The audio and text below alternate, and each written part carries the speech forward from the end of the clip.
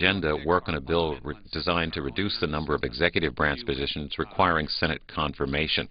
A procedural vote to limit debate on the motion is possible today. And now live coverage of the U.S. Senate here on C-SPAN 2.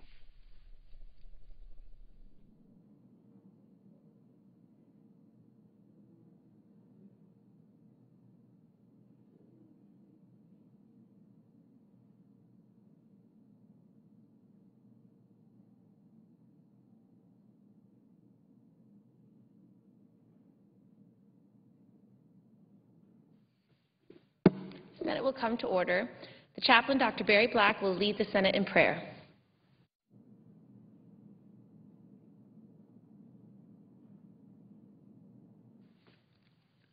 Let us pray. O God, our help in ages past, our hope for years to come, help us to appreciate all that has gone on before us, all those who have given their lives for the sake of freedom, and all the sacrifices that have been made to keep America strong. Strengthen us to find ways to join this fraternity of patriots who more than self their country loved. Today, empower our senators to experience a fresh, regenerating touch of your power. Where there is sorrow, let there be joy. Where there is despair, hope. Where there is weakness, strength. Where there is anxiety, peace. Where there is sin, forgiveness. Teach us how to be stewards of power and yet custodians of peace. We pray in your merciful name. Amen.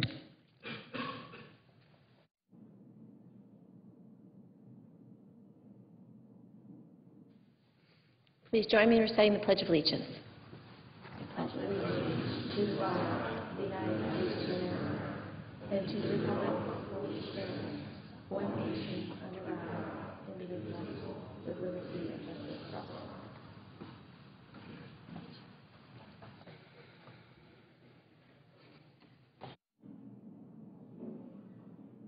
Read a communication to the Senate. Washington, D.C., June 22, 2011. To the Senate. Under the provisions of Rule 1, Paragraph 3 of the Standing Rules of the Senate, I hereby appoint the Honorable Kirsten E. Gillibrand, a senator from the state of New York, to perform the duties of the chair. Signed, Daniel K. Inouye, President pro tempore. Madam President. Majority Leader. Following any leader remarks, the Senate will be in a morning business until 11 o'clock this morning. The majority will control the first half, the Republicans the final half.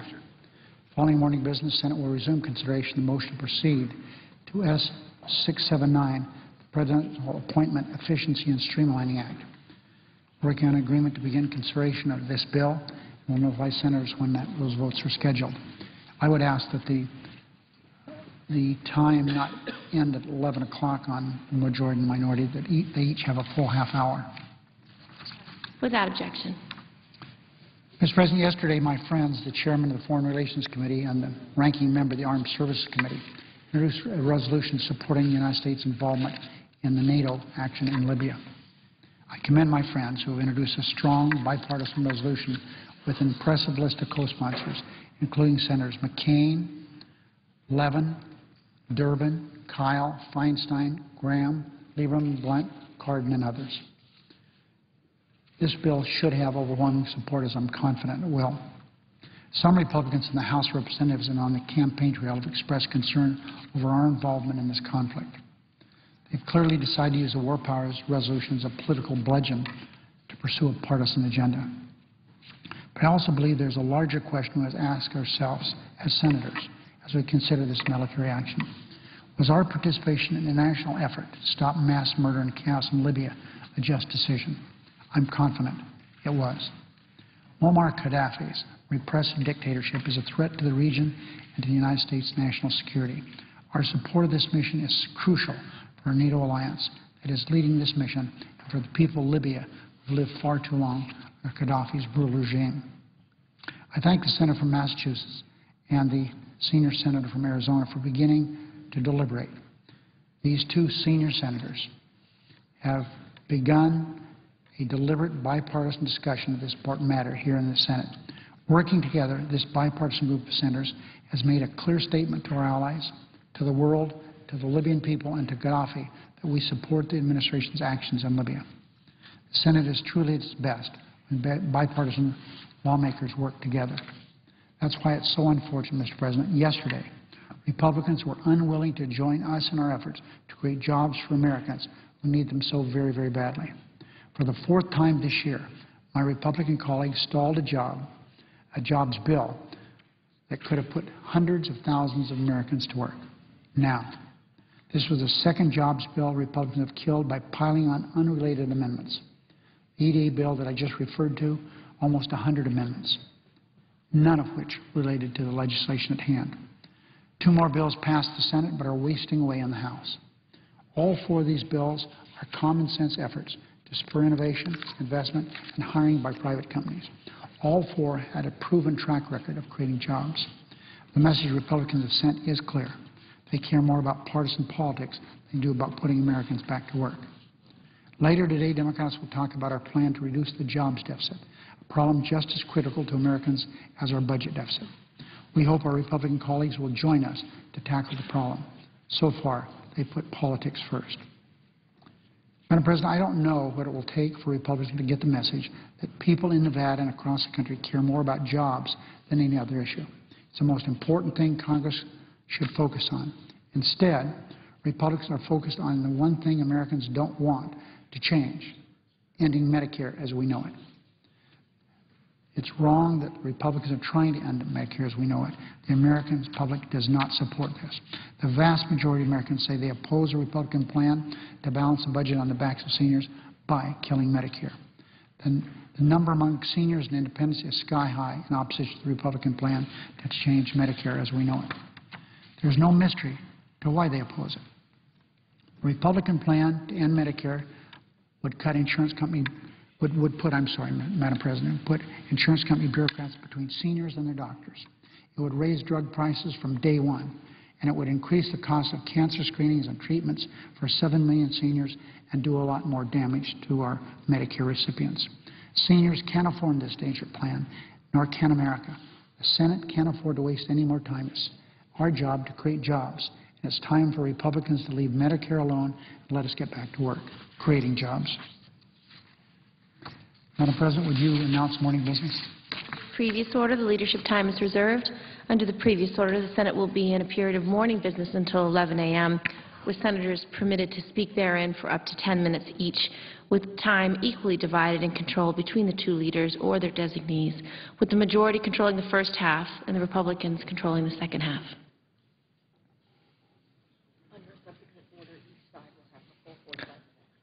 Under a subsequent order, each side will have the full 45 minutes.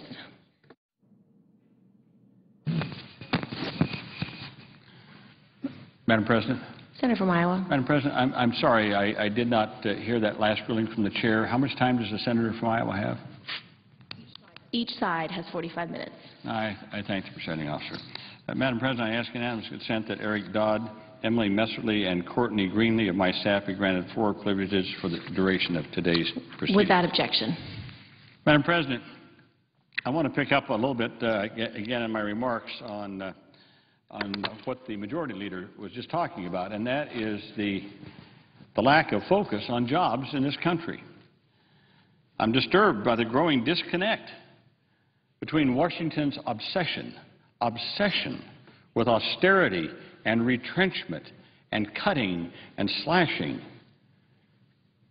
that obsession with that, and the disconnect from that with the dramatically different needs and priorities and anxieties of ordinary working Americans. The so-called chattering class here in Washington has persuaded itself that the biggest issue is the budget deficit. But Americans outside the Beltway are most concerned with a far more urgent deficit, the jobs deficit. And their concerns are well-founded. Our nation remains deeply mired in the most protracted period of joblessness since the Great Depression. Real unemployment is close to 16%. And tens of millions of people who are employed are increasingly anxious about being able to hold on to their jobs and to make ends meet. Madam President, the American people get it. They want to get this economy moving again. And they know the best way to reduce the budget deficit is to help 25 million unemployed Americans get good, middle-class jobs and become taxpayers once again. With the private sector engine sputtering, there's an absolutely critical role for the federal government in creating demand and preventing a double-dip recession.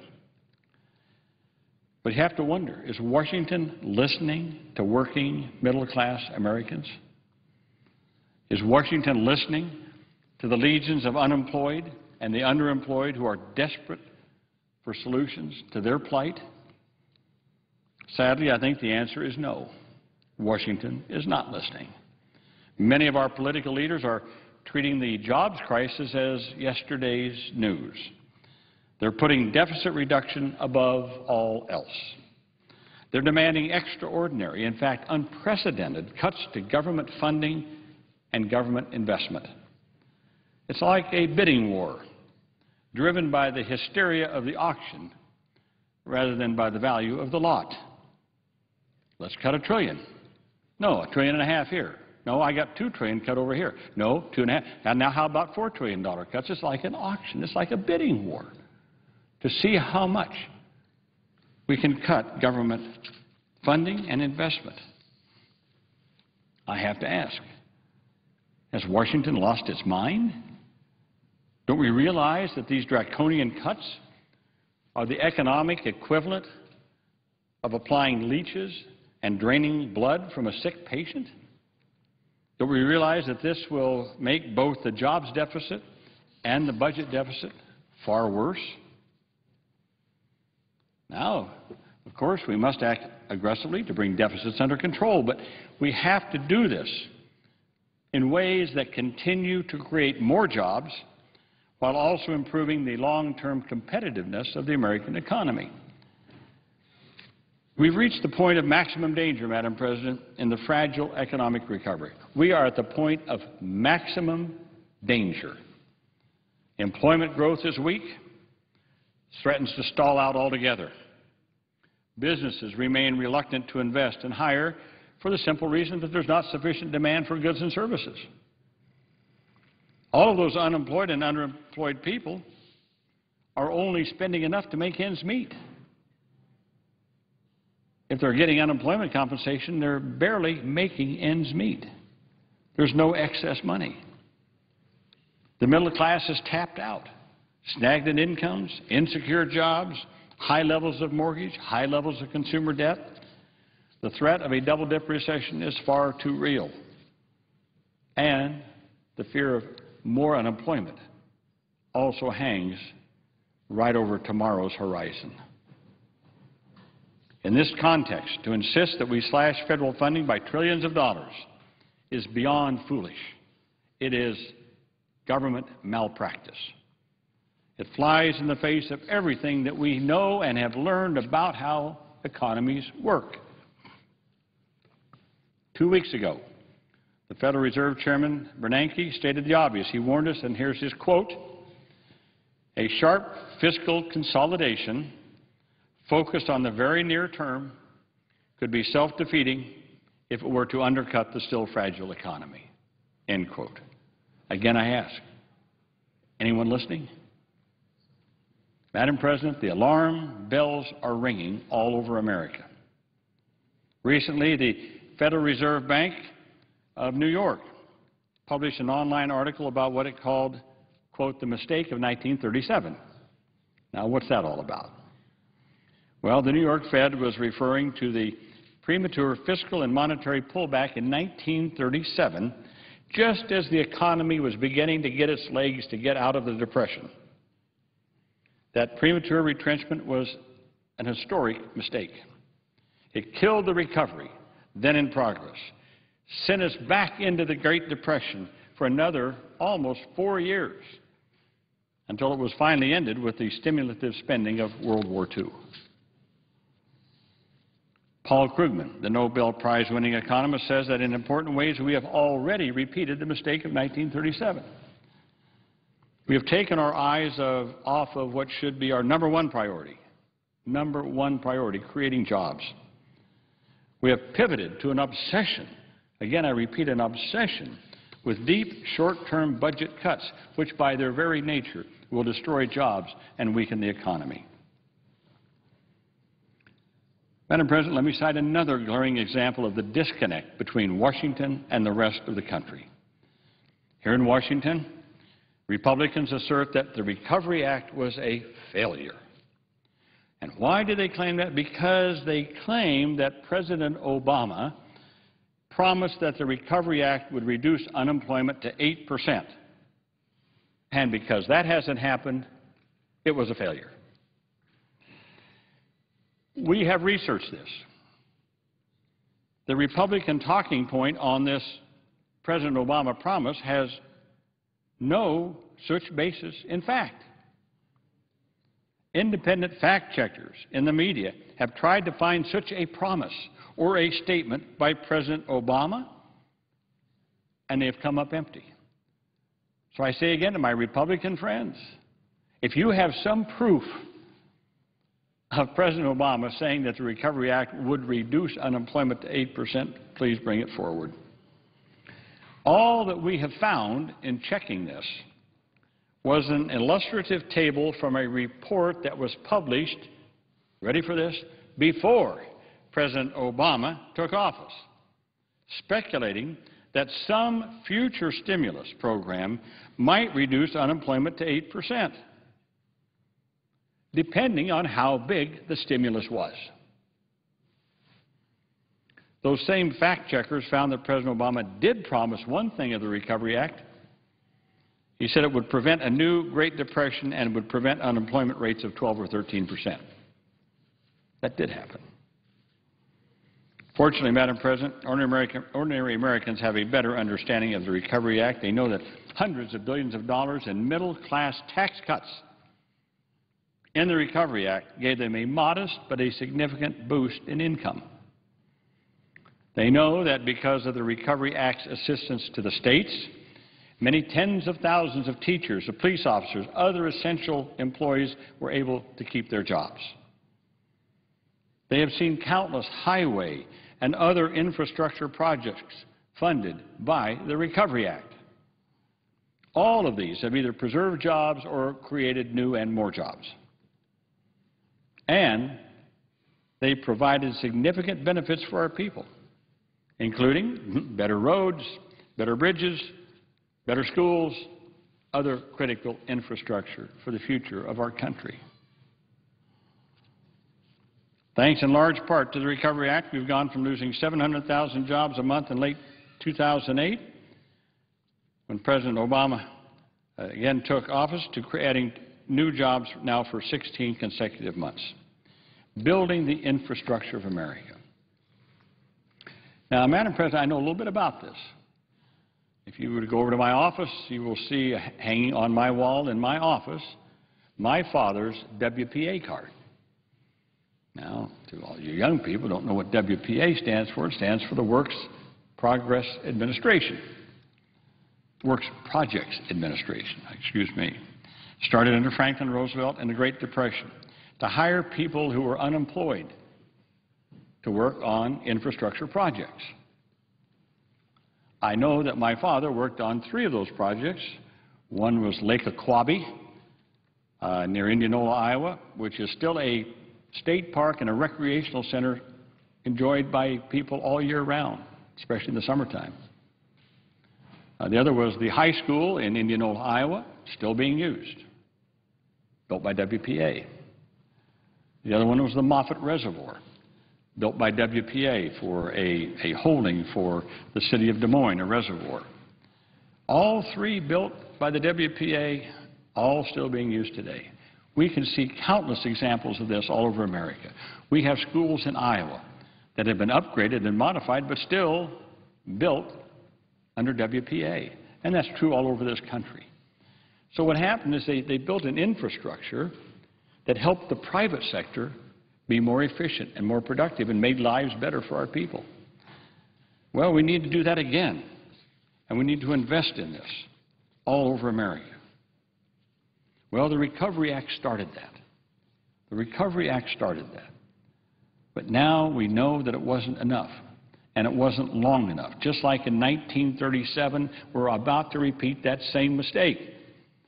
If we had kept the stimulus going through 1937 and 1938, we wouldn't have fallen back as we did at that time. The Nonpartisan Congressional Budget Office estimates that through the end of 2010, the Recovery Act had raised the gross domestic product by as much as 3.5% and increased the number of employed Americans by as many as 3.3 million people employed, both in the public sector but also in the private sector. I would also add this. Business columnists and pundits have no doubt that the Recovery Act has boosted the economy. You can go to CNBC, go to Bloomberg or cable TV, and in recent months it's become almost a cliche for commentators to say this. Here's what they say. Sure, the economy is growing again, they say, but this is largely because of the Recovery Act and the easing by the Federal Reserve. As those things wind down, the economy will be in danger once again. Okay. It seems to me then we don't want to wind them down. Why wind them down and throw us into a tailspin again? So these business pundits are correct. The shot in the arm provided by the Recovery Act is now winding down. It threatens our fragile recovery. In the absence of further federal assistance, many states are making deep budget cuts. They're laying off their employees. In Texas, Governor Perry has proposed to cut education funding by a staggering $10 billion. New York City, Mayor Bloomberg has proposed laying off 6,000 teachers. Total state and local government layoffs just in the last 6 months have been nearly 350,000. 350,000 people who were working, no longer working, laid off. So where's going to be the demand for goods and services from the private sector, from all these laid-off individuals? Now, if the federal government follows suit after what's happening in our states with these massive short-term spending cuts, the prospect of a more severe recession will be very real, and we will go off that cliff. So I reject the false choice between addressing the budget deficit and addressing the jobs deficit. We can and must do both. As I said earlier, the budget deficit is in large part caused because of the high jobs deficit. High unemployment over the last 3 years has ballooned the deficit by hundreds of billions of dollars because tax revenues have fallen. Federal spending has increased for things like food stamps, nutrition assistance, unemployment benefits, Medicaid. How often do we hear that Medicaid spending is skyrocketing? Well, you know, before you get Medicaid, you have to fall under certain poverty guidelines. The reason Medicaid is going up is because people aren't working. People aren't working because there aren't jobs. And there aren't jobs because the federal government will not prime the pump. Because the federal government, now we're being told we must cut back. Huge cuts, tremendous cuts. That will further make more people get laid off and will further make the problem even worse than it is now. The smartest approach is to take measures to sharply reduce the deficits in the medium and long term, but to invest in job creation in the short term. We got it backwards. Washington now has it backwards, or my Republican friends have it backwards. They're going to slash and cut, and that's going to push us into another recession. Better we invest in the infrastructure and keeping new jobs and more jobs out there that will create the pent-up demand that we need for goods and services. And then that will help us reduce the deficit in the medium and the long term. So we've got to do it right, a balanced way, some spending cuts, revenue increases. Revenue increases. People say, well, how can we invest, Senator Harkin, how can we invest in all these roads and new schools and new infrastructure, new energy systems? How can we do that when we're broke? We just have to borrow more money from China? Is that the answer? Go further into debt? Put more debt on our kids' and grandkids' heads? Well, Madam President, I thoroughly reject the premise on which the Ryan budget and the Republican budget is based. It's based on the premise that we're broke, that we're poor, that we can't afford to have teachers, and we can't afford to have more medical personnel out there taking care of our elderly, that we can't afford new roads and bridges and sewer and water systems and better school facilities and better technology and new energy systems. We can't afford to do that because we're broke. I reject that. We are not broke. We're not poor. The United States of America is the richest nation in the history of mankind. We are the richest nation on the face of the earth. We have the highest per capita income of any major nation in the world. So one has to ask the question, if we're so rich, why are we so broke? Why are we so poor? Well, the reason is because the system is broken. The system is broken. And this really started with the massive tax cuts enacted under the George W. Bush administration in 2001. Need I remind anyone that we had 3 straight years of budget deficits?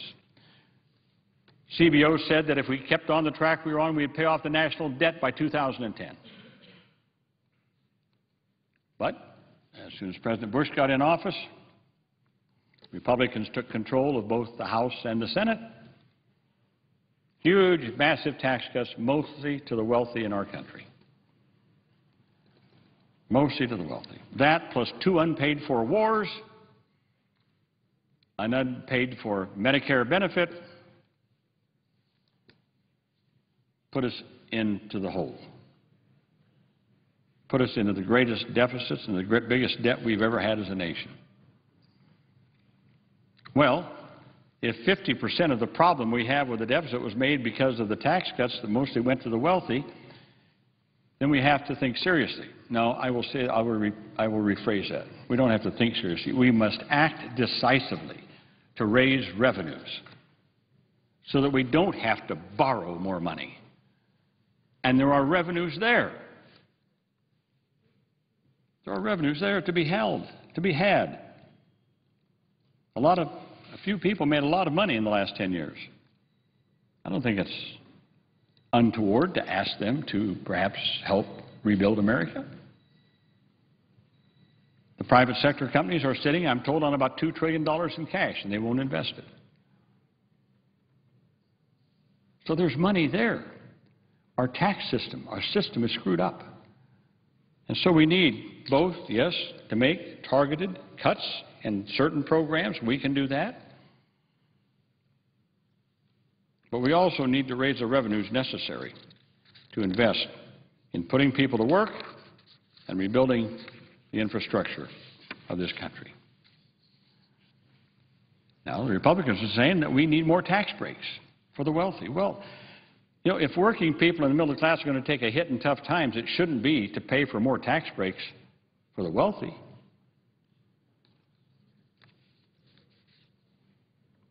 And again, like our leader just said, after weeks of debate, Republicans blocked passage of a bipartisan small business bill, and just this week they killed the Economic Development Administration bill with a proven record of job creation.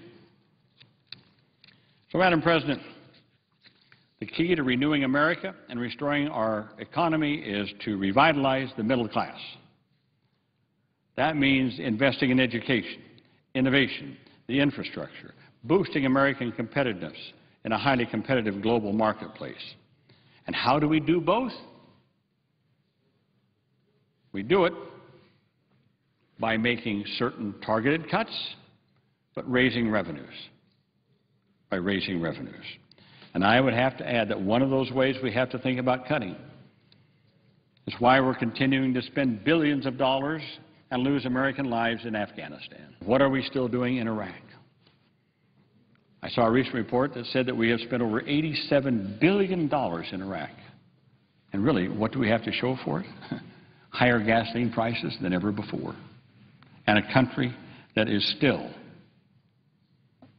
torn apart by internal strife.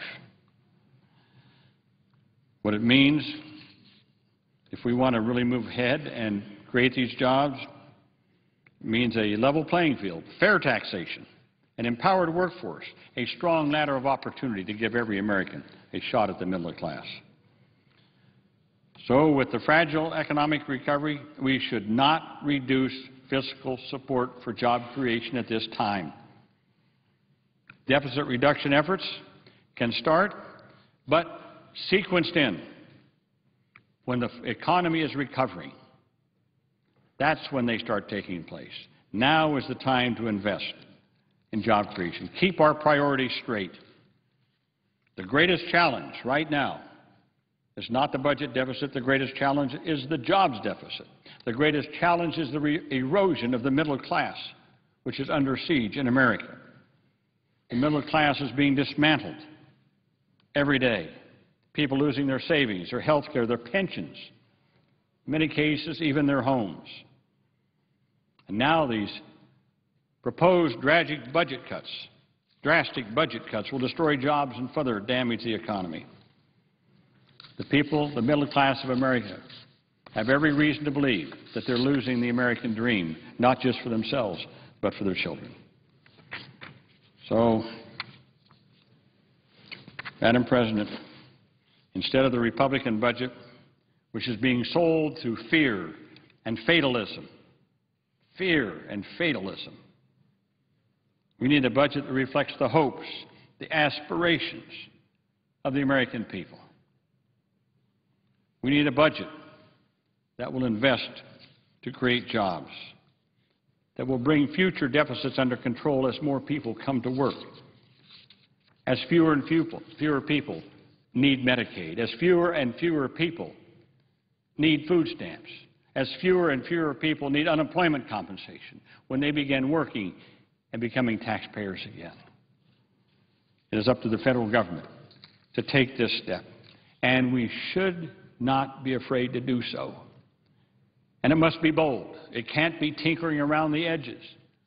It must be something that is big and that is bold and that will jumpstart our economy. That is our number one priority, our number one priority. I hope that we can do this so that it will not happen that we go into another Great Depression or, like what happened in the late 1930s, that we had to depend upon another war to stimulate government spending and put people back to work. God help us if that is the only thing that we can look forward to get our economy going again. We should have learned from the past, taken those lessons from the past, and take the steps necessary right now to invest in jobs, to rebuild the middle class of America, and to have a fair taxation system so those people at the top who made so much, and I don't begrudge people making money, but I do begrudge if they're not paying their fair share in revenues to this country. That's our challenge. That's our challenge. I hope that Congress is up to meeting that challenge. The middle class is the backbone of America, and it's time this Congress showed the backbone to stick up for it. Madam President, with that, I yield the floor and note the absence of quorum. Madam President, how much time is remaining on our side? 19 minutes. 19 minutes. I yield the floor and note the absence of a quorum. Clerk will call the roll. Mr. Akaka.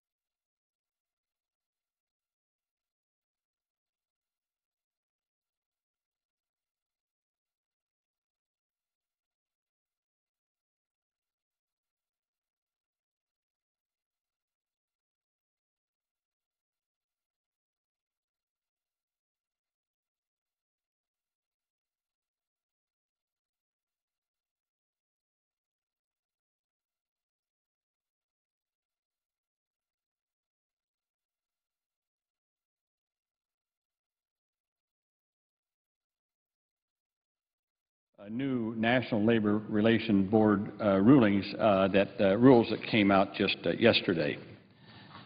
And it also has a lot to do with the middle class in America and what happens to the middle class. In 1912, women went on strike at a textile plant in Lawrence, Massachusetts. They inspired the nation when they walked the picket lines. They had signs that said this: "We want bread, but we want roses too." Well, what did they mean by that? Well, they mean they wanted jobs, but they didn't want just bare subsistence and slave jobs. As you know, many women died in that terrible fire in that textile plant. They wanted jobs, but they wanted jobs that paid a living wage. They wanted jobs that didn't work people 12, 18 hours a day, 6, 7 days a week. Those words helped to shape the character of a country that we created, a shared prosperity for the American people. Now, almost 100 years later, we face the same fundamental question about what kind of country that we want to be. When we imagine the America of our dreams for our children and grandchildren, is bread just good enough for the middle class? Or should we have some roses too? Republicans portray our country, as I said, as poor and broke. They've used this as an excuse to rationalize an unprecedented attack on the middle class. But as I said, the reality is we're the wealthiest nation in history. It's just more and more of us being concentrated at the top. But now, what we need to do is to make sure that working people have a fair shot at the middle class. Too much has been rigged in favor of CEOs and the corporate structure. And nowhere is this more apparent than the process by which workers form a union, or I should say by which process workers are blocked from forming a union. Right now, it's a never-ending bitter struggle, marred by corporate intimidation, frivolous lawsuits. And so the rules promulgated by the NLRB yesterday tries to right this and to make it a fair and equitable process so that people can form a union. Very modest. What it does is it cuts down on the number of frivolous lawsuits. It shortens the period of time for elections. Sometimes it takes months, in some cases years before a union is able to be formed, in which time people are harassed, intimidated. That's not the American way. Workers deserve a fair shake. And if people want to form a union, they deserve that right to do so. So the steps that they took are common sense. It removes unnecessary delays, cuts down on frivolous legal challenges, gives workers the right to a fair up or down vote in a reasonable period of time. These new rules don't encourage unionization and they don't discourage it. They just give workers the ability to say yes or no, and again with a secret ballot. The current system is broken. As I've said, it takes sometimes, we have one, in some cases, 13 years before people were allowed to vote in a union election. So a study by the Center for Economic and Policy Research found that among workers who openly advocate for a union during an election campaign, 1 in 5 is fired. 9 out of 10 employers require their employees to attend meetings on work time to hear anti-union presentations. Workers are required to attend an average of 10 anti-union meetings. Well, it's time to right this balance. That's what the NLRB did. Not tilted one way or the other, but to give workers a fair right to have an election, to have a secret ballot, not to have it drug out for years and years with frivolous lawsuits, and to make sure that union workers also, that the union people have access to the workers to meet with them, as well as having the employer also meet with them. That's all it is. It's nothing more, nothing less than that. This is a fair set of rules. I'm sure we're going to hear from the business community about this and say, oh, this is meddling and this is going to tilt towards the unions. Well, no, it doesn't. For far too long, it's been tilted on the side of the employer and against unions. Now we bring it back to the middle, where we say we're neither pro nor we're not against, but we're going to let workers have the right to say whether or not they want to form a union. So I compliment the NLRB, and I know I've heard that there's going to be some challenges to it here on the floor of the Senate. Again, I hope that reason will prevail and that the United States Senate will once again stand up for the right, the inherent right of people to be able to organize and bargain collectively for their wages, hours, and conditions of employment. Madam President, I yield the floor. Madam President, Senator from Illinois. I have 5 unanimous consent requests for committees to meet during today's sessions of the Senate. With the approval of the majority and minority leaders, and I ask unanimous consent these requests be agreed to and be printed in the record. Without objection. Thank you, Madam President. Madam President, there was a vote yesterday on the Senate floor about a bill that was pending that goes directly to the topic just raised by the senator from Iowa. It was the Economic Development Administration. It's an agency created almost a half a century ago to create incentives for businesses to build, expand, and locate in places across America where there's high unemployment. It's been a success in Illinois and almost every other state. For every dollar the federal government puts on the table, it generates $7 in economic activity. There isn't a lot to go around, so they pick those projects that are the most promising, and it's a good agency. It's an agency that has enjoyed wide bipartisan support, and yet when it came time yesterday to vote on whether or not we go ahead and pass the bill to reauthorize the agency, unfortunately, we couldn't find 60 senators on the floor to vote yes. And so the bill languished and basically was pulled from the calendar. It's the second time this year, when we face this recession and high unemployment, that the Senate has refused to take up a bill that literally will help business create jobs across America. It doesn't make sense, does it? When we have so many people out of work that we can't even agree on a bill to help create jobs and help business. It doesn't make sense unless the premise of this debate is understood. The Republican minority leader, Senator McConnell, said that his highest legislative priority this session was to make sure that President Obama is a one-term president. Well, it's that guiding force that led to the vote yesterday. It's that guiding force that has stopped us from passing meaningful legislation when it comes to unemployment in America time and again. You see, if we're destined and determined to stop this president and frustrate any efforts to build jobs, then the Senate will just continue to languish. Now, how does this work? Well, it works because when bills come to the floor, brought here by the Majority Leader Harry Reid, senators from the other side of the aisle start a steady stream procession up to this desk here to file amendment after amendment after amendment until we had literally 100 amendments filed to the Economic Development Administration bill. And you say, well, maybe this bill needed some work. The amendments had little or nothing to do with the bill. They're about everything under the sun. Every issue that a senator can dream of or that his staff thinks might be interesting. And believe me, 100 is a modest number. We can certainly, our staff people and others, come up with hundreds more. But at the end of the day, we still won't pass the Economic Development Administration. We won't help businesses locate, expand, and create jobs, and we'll still continue to languish with millions of Americans unemployed. I think it's time for us to face reality. And the reality we face is that America has two deficits. The one we talk a lot about is the budget deficit, and it's serious. I was on the Deficit Commission, the Bowles-Simpson Commission. We looked at it long and hard and realized that it is unsustainable for America to borrow 40 cents for every dollar it spends in Washington. We can't continue to do this. The debt of our nation is growing dramatically, and we have to bring it to a stop. That means cutting spending and raising revenue. Those are the only two ways to reduce the deficit, and we have to do both. And that's what the Bowles-Simpson Commission said, and I voted for it.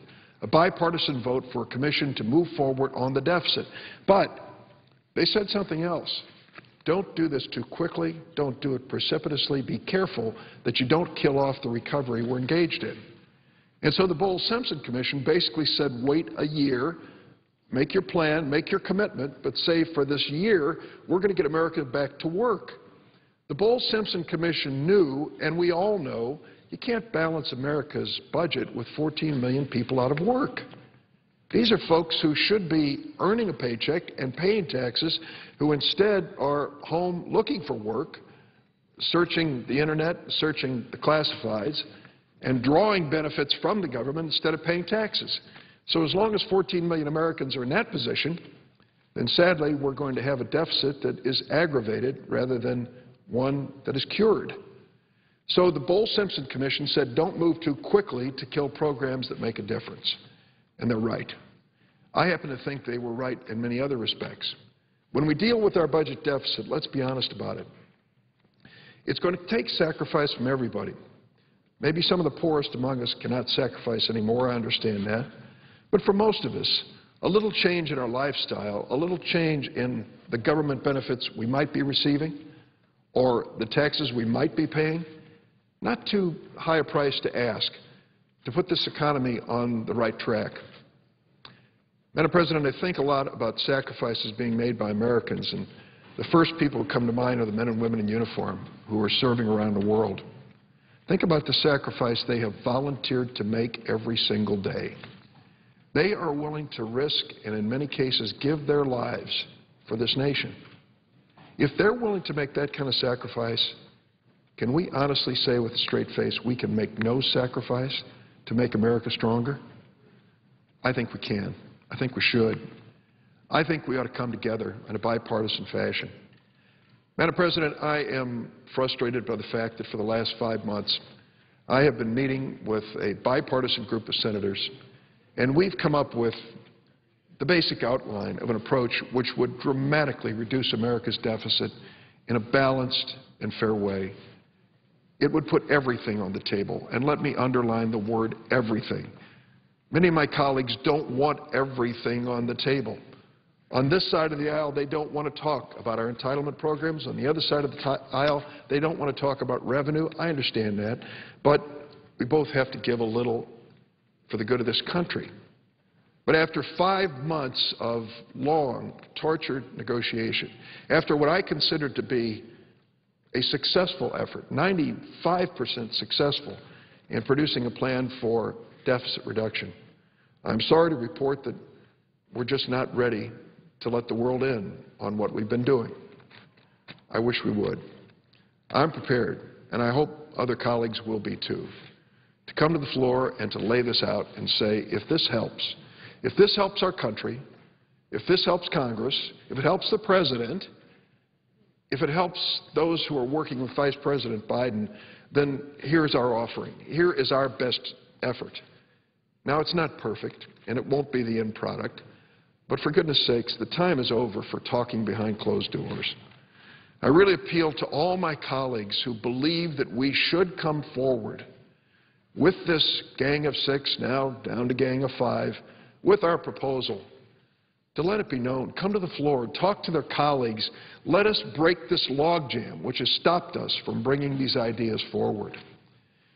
I want to keep my faith, good faith, with those who are engaged in this effort. I'm not going to stand here and describe in any detail what we've been doing. But I will tell you I've reached a level of frustration that after all this work and all this time, all this effort and all the political courage which I have seen behind closed doors, we need to step forward and say something publicly. Do it in a fashion that gives some guidance to those who are making critical decisions. Let's not reach the point where we literally test the creditworthiness of the United States of America by refusing to extend the debt ceiling. That's a bill which goes largely unnoticed each year.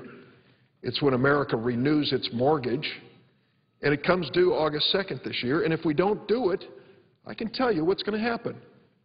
And my projections are not based on any great expertise I have, but on what's been told to me by the Chairman of the Federal Reserve, by the Secretary of the Treasury, by the President.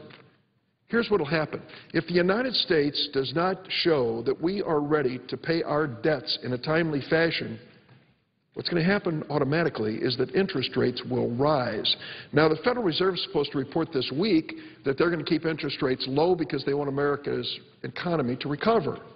Now, we can spoil this party in a hurry if we get engaged in a political catfight here between the House and Senate and both political parties and do not extend the debt ceiling. Failure to extend that or creating uncertainty about its extension will raise interest rates. And do you know who will pay the price? Americans across the board. When you start to buy a car, higher interest rate. When you want to buy a home, higher interest rate. If you own a business that wants to expand and hire more people, if you can borrow money, it'll be at a higher interest rate. This will slow down our recovery at a time when we need just the opposite. So let me suggest that those who believe, as I do, and I think I've put my beliefs up for display when it comes to this deficit, who believe that we need a bipartisan approach that's serious. For goodness sakes, let us not bargain with the debt ceiling. Let us do what is right for America in a bipartisan fashion and then stand up together and accept the responsibility of governing, the responsibility of reaching a decision and moving forward. To see a bill like the Economic Development Administration bill die on the floor last night is a reminder of how partisanship run amok can hurt us when America needs leadership the most. To put 100 amendments on the floor to a bill as simple as this, that used to pass with a voice vote, is an indication there are some in the Senate who want to accomplish absolutely nothing except partisan debate. That's not good for this country. If the best thing that we can do at the end of the day here, after all 100 senators come filing through the door, is to pass some resolution extolling the virtue of someone across America, if that's the best we can do, maybe we don't deserve these paychecks we're being sent. Maybe it's time for the American people to demand an accounting of those elected to office. We've got to be ready to not only make the speeches and make the political points, but stand up and make a difference. And that means standing together. It means taking a risk of putting everything on the table and getting America moving. If we get this deficit resolved, if we convince the people across this country and around the world that we're serious about it, we're going to launch an economic recovery that will create jobs and help businesses and make us a stronger nation and give our kids a chance. The alternative is unacceptable, Madam President. I hope my colleagues today, if they believe that we should move forward on a bipartisan basis to deal with this deficit, to put everything on the table now and get down to business, I hope they'll come to the floor and say as much. I yield the floor. Madam President. Senator from Tennessee. Madam President, I understand I have 10 minutes to speak. Is that correct? That's correct. If you would show me the courtesy, if I happen to get within 2 minutes of that, to let me know. I doubt I will, but thank you. I will. Thank you very much. Madam President, I rise to speak actually on the same topic the Senator from Illinois is here to speak about, and that is discussions that are taking place right now around the debt ceiling vote and what kind of arrangement, what kind of agreement can take place. These are called the Blair House negotiations. They're happening between the Vice President of our United States, the actual President of the Senate when he's here, and leaders both on the Republican and Democratic side of the House and Senate. Madam President, what I want to speak about today is that in reading some of the public comments, I'm concerned that the type of deal that they may be trying to seek is not something that many of us in this body would even agree to if they reached it, meaning that it's far more modest than I think most of us have been looking at. So, Madam President, it's my understanding that they're going to be meeting all week. It's my understanding that they had hoped to reach an agreement by next week. So my reason for coming to the floor is to ask the Vice President and those others who are involved in this to publicly tell us by the end of next week what deal it is they're trying to accomplish and in what time frame. Madam President, I think all of us are frustrated. We work here in the Senate, and as the Senator from Illinois was just mentioning, we have done absolutely nothing in this body this year, nothing. We have voted on a few uncontroversial judges. Maybe we've done slightly more than that, but almost nothing while our country languishes worrying about what we're going to do with these budget debates. And matter of fact, we haven't passed a budget here now in something like 770 days. So here we are shelling out taxpayer money each year, $3.7 trillion, and we don't have a budget, which is about as irresponsible as one can be. So, Madam President, what I'm saying is there are groups, actually, that are working on other solutions. And I think it would be good for this body to know what kind of arrangement is being looked at, what kind of goals are trying to be achieved, and in what time frame they're going to be achieved, so that people will know with some degree of certainty as to whether there's going to be something achieved that even we would agree to. Let me give you an example. One of the things I've heard is that we're going to have the same amount of debt limit extension as we do in reductions, that we'll have $2.4 trillion in debt ceiling additions and $2.4 trillion in cuts. The problem is the debt extension is over an 18-month period, and the cuts are over a 10-year period. And so you can see that there's a vast discrepancy in what is taking place. Now, the semantics may sound good, but the result, candidly, is not near what I believe the American people would like to see, nor what I believe financial markets would like to see. So if our goal is something that we know on the front end is not even acceptable to this body, it seems to me that it's not rational for us to be sitting here waiting on this group at the Blair House to make a deal that we all know is not good enough. So, Madam President, I hope that by the end of next week, this group that is negotiating will come forth and tell us what it is they're trying to achieve, the likelihood of achieving it, and in what time frame. Madam President, I'm also hearing that there are discussions that we do not believe that we'll reach a deal by the August recess. Been some public comments about short-term extensions. Madam President, I cannot imagine going home to recess on August the 6th to the people of Tennessee and telling them that we're on August recess, and I'm here to tell you that we haven't done a thing, not one thing, as it relates to reaching a deal on how many cuts are going to take place in spending relative to our debt ceiling extension. But I'm here in Tennessee to tell you that we're on recess to tell you that we've accomplished nothing. I cannot imagine us doing that as a body. The other thing I'm hearing, Madam President, is that we may be looking at a short-term extension to move beyond the August recess to get us back into this fall. Maybe that's a way of dealing with this issue. But, Madam President, again, if we're having a short-term extension to try to give time to reach a deal that we all know is unacceptable on the front end, why would we give a short-term extension? So, Madam President, it just seems to me that the most responsible thing that could happen would be for negotiators on both sides to tell this body which has done nothing of importance really this year, maybe a few minor things, not much. We spent no time dealing with serious issues, no time dealing with a budget, no time trying to deal publicly with the issues of deficit reduction to let us know where they are. Madam President, it seems to me that numbers of people in this body are getting very restless. They see what is happening.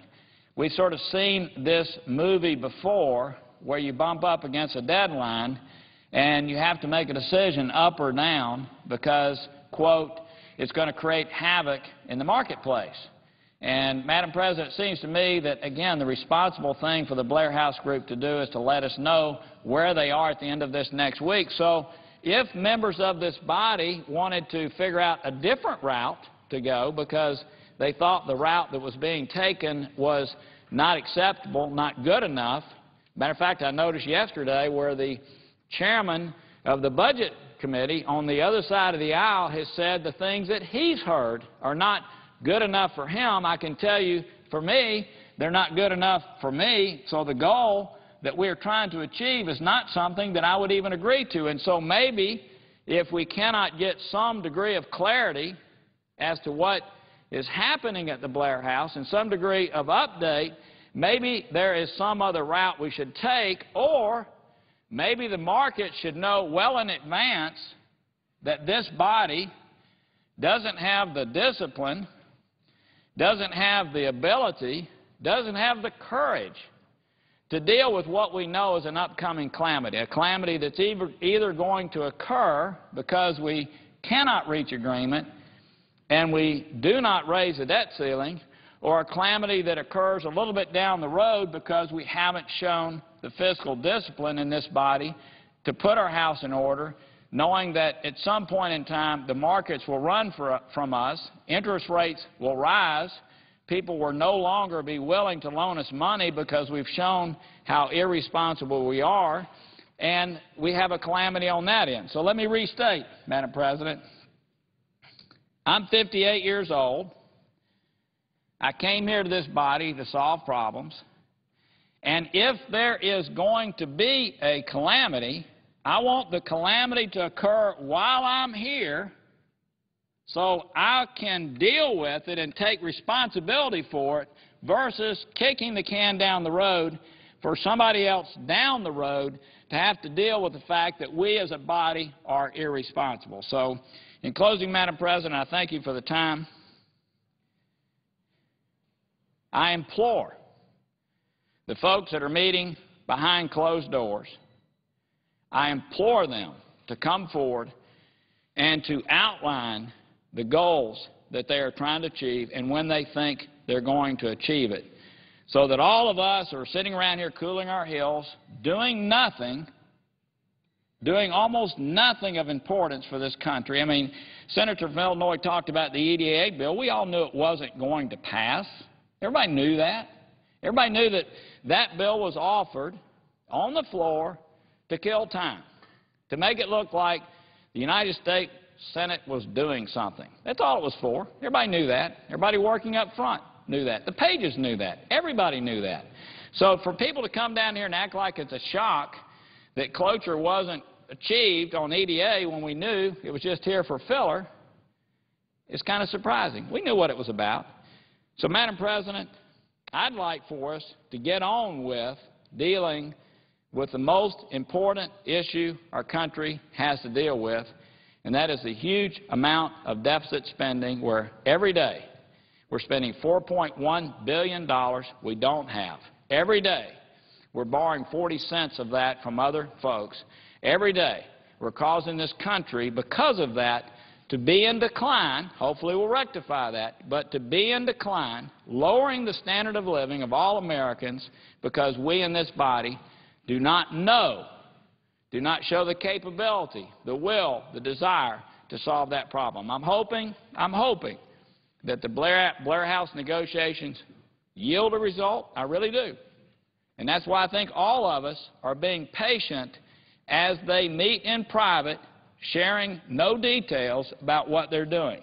But at the end of this week, the end of this work period, Madam President, I think it's time that they come forth to give us a status as to where they are so that if there's other routes that ought to be taken, people have the ability to do that. With that, Madam President, I yield the floor and notice the absence of a quorum. Clerk will call the roll.